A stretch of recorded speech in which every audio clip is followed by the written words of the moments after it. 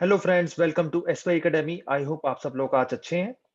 तो चलिए friends, discussion शुरू करते हैं यहाँ पे एक टॉपिक का। एंड इस टॉपिक का नाम है वुमेन स्लेव्स, सती एंड लिबरर।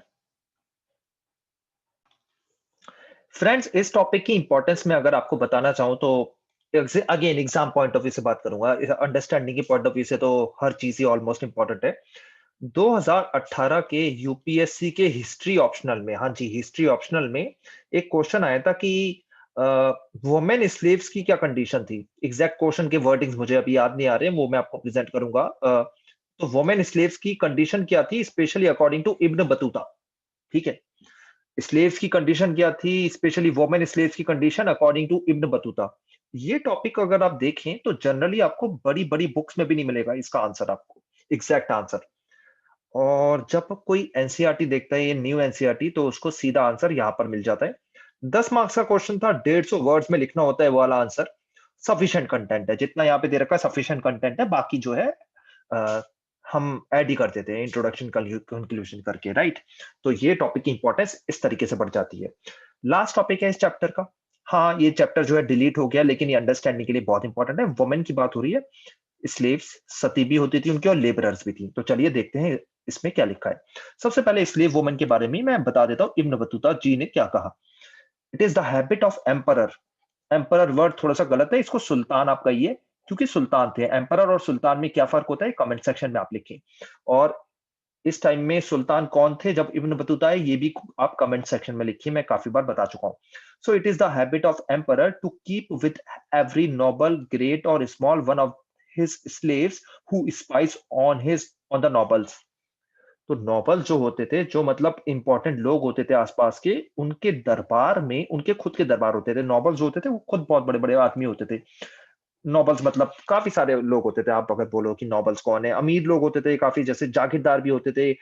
काफी बड़ी बड़ी उनकी जमीनें होती थी और काफी इंपॉर्टेंट उनको आ, मतलब काम फंक्शंस दिए होते थे। तो मतलब आप कह सकते हो नॉबल्स के अंदर एक डाइवर्स ग्रुप आता है।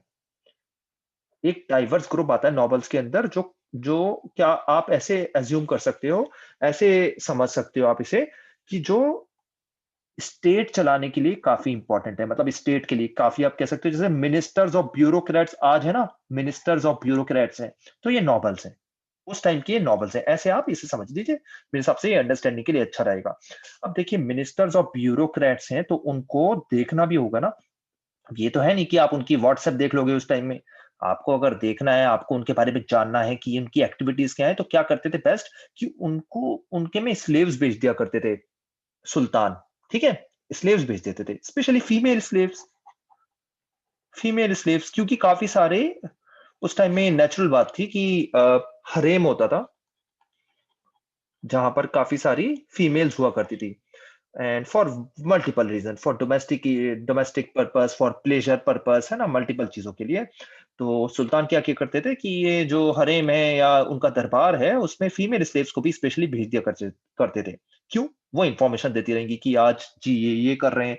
आपने काफी बार ये सीरियल्स या मूवीज में भी देखा होगा, जिससे वो सारी की सारी एक्टिविटीज जो है सुल्तान को बताती रहेंगी। He also appoint female scavengers who enter the house unannounced, and to them slave girls communicate all the information they possess। तो देखिए, फीमेल स्कैवेंजर्स आप कह सकते हो कि जैसे स्कैवेंजर होता है, जैसे क्या हो गया, स्कैवेंजर क्या है, जैसे कौवा है, चील है ना, ऐसे ही फीमेल स्कैवेंजर उनके दरबार में एंटर करी हाउस में, और स्लेव गर्ल्स जो हैं वो सारी इंफॉर्मेशन कम्युनिकेट कर देती थी इन फीमेल स्कैवेंजर्स को। और ये फीमेल स्कैवेंजर्स सारी इंफॉर्मेशन कम्युनिकेट कर देती थी एम्परर को कि भैया ये नॉबल जो है शरारती है, ये जो है आपके अगेंस्ट एक्ट कर रहे हैं। इनके जो एम्बिशन है वो ये है कि वो खुद ही सुल्तान बनना चाहते हैं। Most female slaves were captured in raids and expeditions. तो जैसे भी कहीं पे अटैक किया, और जो जो वहां पे औरतें हुआ करती थी उनको वो बंदी बना के अपने दरबार में रख लेते थे, स्लेव बना देते थे। हाँ, अनफॉर्चुनेट होता था उस टाइम में, मतलब आप देखो मैन को मार दिया जाता था, या मैन को स्लेव बना के रख लिया जाता था कि आप चलो ये वाले काम करो, लेबरर की तरह, ऐसे है ना। मोस्टली फीमेल्स को मारा नहीं जाता था due to many reasons. And उनसे फिर स्लेवरी कराई जाती थी। ठीक है, इसलिए काफी आप देखो तो काफी जो थी वो सुसाइड भी कर लेती थी। ठीक है, एंड उसको जौहर कहते हैं, राइट। जौहर आप सबको पता होगा, काफी औरतें सुसाइड कर लेती थी, जौहर परफॉर्म करती थी। जौहर जो थी सिर्फ हिंदू औरतें परफॉर्म नहीं करती थी, मुस्लिम औरतें भी करती थी और रिलीजन की भी करती थी। राइट, ये आपको क्लियरिटी होनी चाहिए। आगे बढ़ते हैं। ट्रेवलर्स ने जो है काफी इंपॉर्टेंट इंफॉर्मेशन दी है वुमेन के बारे में, सब कॉन्टिनेंट के बारे में। Sometimes they took social inequalities for granted as a natural state of affairs. ठीक है, मतलब सोशल इक्वालिटीज जो थी आज भी हैं, और उस टाइम में कितनी ज्यादा थी, ये आप याद रखिए। वुमेन की जो कंडीशन है ना दोस्तों, ये आप याद रखना अपनी अंडरस्टैंडिंग के लिए, फर्स्ट वर्ल्ड वॉर के बाद सुधरी है। उससे पहले दुनिया में वुमेन की कंडीशन पूछो नहीं, बहुत बुरी थी, बहुत बुरी। फर्स्ट वर्ल्ड वॉर में देखा कि वुमेन जो है किसी से कम नहीं होती। जब मैन वॉर में गए, मर गए, है ना, उसके बाद वुमेन ही बची थी। उन्होंने फाइट करी, उन्होंने बिल्ड किया, उन्होंने डेवलपमेंट किया, उन्होंने खाना बनाया, मेडिसिन रखी, हजार काम करे। तो फर्स्ट वर्ल्ड वॉर के बाद अगर आप पढ़े, मैं ज्यादा डिटेल में नहीं जा रहा हूँ, उसके बाद ही वुमेन की कंडीशन सुधरी है। अदरवाइज पूरी दुनिया में बुरी हालत थी, इंडिया में ही पूरी पूरी पूरी दुनिया में। आगे बढ़ते हैं। For instance, slaves were openly sold in markets. तो देखिए, सोशल इनइक्वालिटीज को ग्रांटेड ले लिया जाता है कि ये तो नेचुरल स्टेट ऑफ अफेयर्स है। अ, ठीक है, नेचुरल बात है। मतलब जैसे हम मान लेते हैं ना, हम गरीबों को देखते हैं, अरे यार ये तो गरीब होते ही है हर जगह, हम ऐसा मान लेते हैं ना, तो नेचुरल स्टेट ऑफ अफेयर्स मान लिया। फॉर इंस्टेंस, स्लेव जो थे वो मार्केट में ओपनली सोल्ड हुआ करते थे like any other commodity, and were regularly exchanged as gifts. तो गिफ्ट में दिया जाता था, आप ये लीजिए, आज आपके लिए हम 5 ये लड़कियां लाए हैं, ठीक है, ऐसे बोला जाता, 5 सुंदरियां लाए हैं, और ये 2 नौकर लाए हैं, ये दोनों बहुत ही पहलवान है, आपकी रक्षा करेंगे। तो ऐसे गिफ्ट देती है slaves. When Ibn Battuta reached Sindh, he purchased horses, camels, and slaves as gift for सुल्तान मोहम्मद बिन तुगलक। भाई मैं आपसे यहाँ पूछ रहा था कि उस टाइम में कौन सुल्तान थे, आंसर यही दे रखा है, एमबीटी मोहम्मद बिन तुगलक। एग्जाम में एमबीटी मत लिखना वरना मार्क्स कट जाएंगे 2-3, ठीक है, क्योंकि प्रोफेसर जो होते हैं उन्हें पसंद नहीं आती ये शॉर्ट फॉर्म्स वगैरह। मोहम्मद बिन तुगलक लिख के आना। और ध्यान दीजिए, अगर आप ध्यान दो, एम बड़ा है, बी छोटा है, टी बड़ा है, ठीक है, ध्यान दीजिए, बीच वाला जो वर्ड है वो छोटा है। ऐसे छोटी छोटी चीजें ही आपको ग्रेट से ग्रेटेस्ट बनाती है। चलिए, when he reached Multan, he कौन, Ibn Battuta, he presented the governor with a slave and horse together with raisins and almonds. ठीक है, तो ये चीजें हुई। Mohammed bin Tughlaq informs Ibn Battuta was so happy with the sermon. तो Mohammed bin Tughlaq was so happy with the sermon of a preacher named Nasiruddin that he gave him 100,000 तनकास and 200 slaves। तो Ibn Battuta बताते हैं कि मोहम्मद बिन तुगलक नसीरुद्दीन से इतने इंप्रेस हुए, इतने इंप्रेस हुए, कि उन्होंने जो सरमन दिया था, ठीक है, उससे वो इतने इंप्रेस हुए कि पैसे तो दिए ही, साथ साथ 200 स्लेव भी दे डाले, है ना। मेल फीमेल कितने थे ये नहीं लिखा हुआ यहाँ पे। अब ये इंपॉर्टेंट पार्ट है। It appears from Ibn Battuta's account that there was considerable differentiation among slaves. Some female slave जो थी, अब स्लेव्स के क्या क्या काम होते थे वो यहाँ पे लिखे हुए हैं। Some female slaves were in the service of the sultan were experts of music and dance. ठीक है, जैसे डांस वगैरह करना, ये सब है ना, आपने देखा होगा, बहुत सारी मूवीज में भी देखा होगा। Right, Ibn Battuta enjoyed their performance at the wedding of the sultan's sister. अपनी सिस्टर ने उनकी परफॉर्मेंस एंजॉय करी। ठीक है, नाच गाना वगैरह खूब होता था, जबकि ये कुरान के अगेंस्ट है, जबकि ये इस्लामिक लॉस के अगेंस्ट है। तो याद रखिए कि शरिया यहाँ पे सिर्फ थ्योरी में चलता है, प्रैक्टिस में कभी नहीं चला है। Female slaves were also employed by sultan to keep a watch on his nobles. तो स्पाइस का तो हम अच्छे से डिस्कशन कर ही चुके हैं, स्पाई की तरह रखे थे फीमेल स्लेव्स को। Slaves were generally used for domestic labour, घर के कामों के लिए। Ibn Battuta found their services particularly indispensable for carrying women and men on palanquins or dola। ठीक है, the price of slaves, particularly female slaves required for domestic labor, was very very low, very low। ठीक है, and most families who could afford to do so kept at least one or two of them। तो सस्ते में मिलते थे slaves, बुरी हालत थी, गरीब लोग थे, है ना, गरीबी तो अभी भी है, और हर किसी के घर में 2-3 होते थे, और भी ज्यादा होते थे, दो यहाँ तो लिखा है, एटलीस्ट 1 और 2 तो हुआ ही करते थे। राइट, ये चीजें आपको याद रखनी होंगी। दोस्तों यहाँ पर एक वर्ड भी लिखा हुआ है, पेलेन क्वीन और डोला।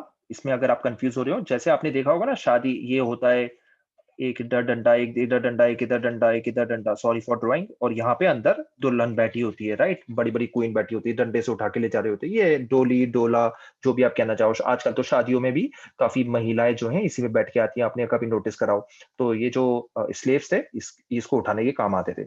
आजकल तो क्या हो गया कि जितने भी लड़के होते हैं ना, है ना, उनको बोल दिया जाता है भाई दुल्हन को उठा के लाओ ऐसे। चलिए जोक्स अपार्ट, चलते हैं। चाइल्ड सती यहाँ पे एक दे रखा है, जो बर्नियर ने अकाउंट दे रखा है, ये बहुत ही सैड डॉक्यूमेंट, बहुत ही सैड बात है, इसको पढ़ के आपको शायद रोना भी आ जाएगा। जहाँ पे उन्होंने बताया कि मैंने at Lahore I saw most beautiful young widow sacrificed who could not I think have been more than 12 years of age. बहुत ही सैड स्टोरी है, पढ़िए आप इसको। उसके बारे में लिखा हुआ है कि 4 ब्राह्मण्स एक वुमेन असिस्ट करते हैं और वो बेचारी चिल्लाती रही, फिर उसको जला दिया गया, और बड़ी सैड स्टोरी है, आप इसको पढ़ सकते हैं। एंड थैंकफुली अब सती नहीं होता, ये बहुत अच्छी चीज हुई है। Bernier chose the practice of sati for detailed description. He noted that while some women seemed to embrace death cheerfully, others were forced to die. तो उन्होंने लिखा है कि काफी वुमेन खुशी खुशी सती एक्सेप्ट कर लेती थी, लेकिन काफी वुमेन को जबरदस्ती वहां पे धकेल दिया जाता था, जो उन्होंने स्टोरी चाइल्ड सती की नरेट भी करी है। However, women lives revolved around much else beside the practice of sati. तो ये भी आपको याद रखना हो, ये बर्नियर का अकाउंट नहीं है, इब्न बतूता का अकाउंट नहीं है, ये एनसीईआरटी में चीजें लिखी हुई है कि भैया वुमेन का ये नहीं था कि उनके हस्बैंड मर गए, मतलब पूरे के पूरे भारत में ये नहीं हो रहा कि आपके हस्बैंड मर गए तो आपको सती पे चढ़ा दिया जाएगा, पूरे भारत में नहीं, हाँ कुछ कुछ जगह में हो रहा था, स्पेशली रिच फैमिलीज में। ठीक है, स्पेशली रिच फैमिलीज में, कुछ कुछ स्पेसिफिक एरियाज में, राइट। वुमेन का लेबर बहुत इंपॉर्टेंट था, एग्रीकल्चर और नॉन एग्रीकल्चर दोनों एक्टिविटीज में। Women from merchant families participated in the commercial activities also. ठीक है, sometimes even taking mercantile disputes to the court of law, तो ये भी कर रही हैं, याद रखिए आप ये चीजें, इसको स्टार मार्क करके रख लो कि वुमेन का काम यही नहीं है। ये एस्से में भी लिख सकते हो आप वुमेन के बारे में।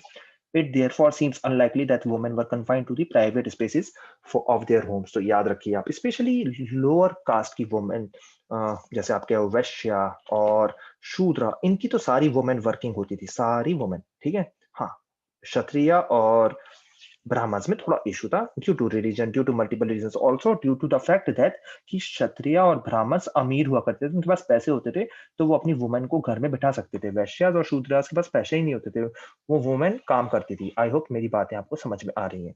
यहाँ एक क्वेश्चन दे रखा, why do you think the lives of ordinary women workers did not attract the attention of travellers such as Ibn Battuta and Bernier? इसका आंसर ये है, मेरे को जो लग रहा है, आपको कुछ और भी लग सकता है। I am accepting your answer, तो आप कमेंट सेक्शन में लिखिए। उनको ऐसा इसलिए, देखिए इब्न बतूता, बर्नियर और ने ज्यादातर जो चीजें बताई हैं वो बताई हैं जो उनके एरियाज में उनको नहीं दिखती थी, जो पेक्यूलियर थी, जो डिफरेंट थी, जो लोगों की अटेंशन कैच करें। ठीक है, वही चीजें इन दोनों राइटर्स ने, इन दोनों ट्रेवलर्स ने ज्यादा बताई हैं।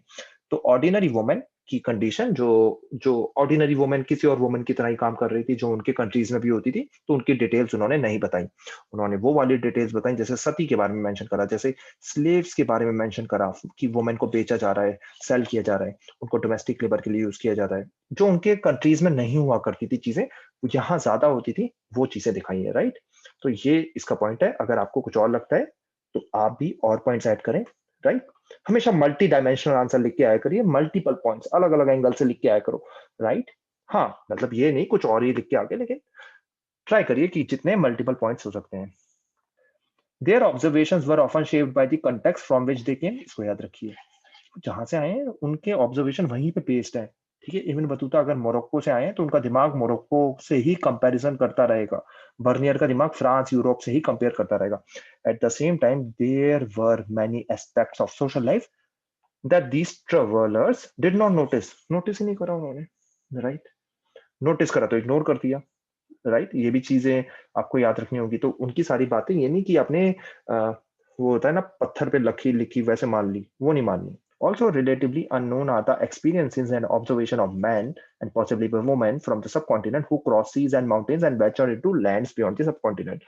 तो यहाँ पे ये बात कर रहे हैं भाई, हमारे भी मर्द और औरतें थी जो इंडिया से बाहर गई डिफरेंट डिफरेंट कंट्रीज में, लेकिन अनफॉर्चुनेटली उनके अकाउंट जो हैं वो सही से मिले नहीं हैं, मिले हैं तो सही से पढ़े नहीं गए, उससे हिस्ट्री लिखी नहीं गई, मल्टीपल रीजंस हैं। बाहर के लोगों की एक चीज अच्छी थी, वो लिखा करते थे। भारतीयों में एक कमी हमेशा से रही है कि वो लिखा नहीं करते थे। तो आप भी जब मेरा लेक्चर देख रहे हैं तो ये जरूर लिखें, अगर आप नहीं लिख रहे हो तो भूल जाओगे और क्या होगा। मैं नोट्स प्रोवाइड नहीं करूंगा, ठीक है, नोट्स मैं प्रोवाइड नहीं करूंगा, क्योंकि नोट्स प्रोवाइड करने का कोई पर्पस नहीं है। आपका अपने आंसर होना चाहिए, अपने पॉइंट्स होने चाहिए आफ्टर रीडिंग दिस। तो यहाँ पर कुछ मथुरा आर्ट की डिपिक्ट कर रही है, मल्टीपल मोड ऑफ ट्रांसपोर्ट आप चेक करिए, देखिए घोड़े पे आ रहे हैं, राइट।